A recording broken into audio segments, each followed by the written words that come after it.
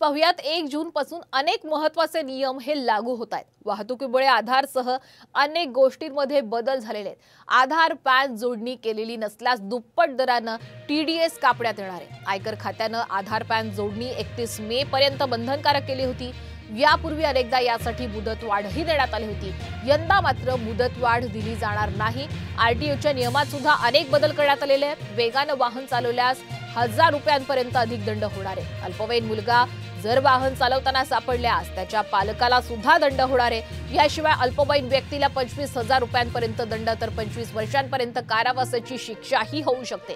तर नवे driving licence काढण्यासाठी आरटीओ ऑफिसला जाण्याची गरज नाही। तुम्ही जिथे ड्रायव्हिंग शिकलात त्याच खासगी ड्रायव्हिंग क्लासमध्ये तुम्ही लायसन्ससाठी अर्ज करू शकणार आहात। वेगाने वाहन चालवल्यास 1000हून अधिक दंड। अल्पवयीन मुलाने वाहन चालवताना सापडल्यास पालकाला सुद्धा दंड होणार। नवे ड्रायव्हिंग लायसन्स काढण्यासाठी आरटीओ ऑफिसला जाण्याची गरज नाही। सहकारी गोष्टींशी संबंधित कोणत्याही व्यवहारावरती रिवॉर्ड बोनस नाही।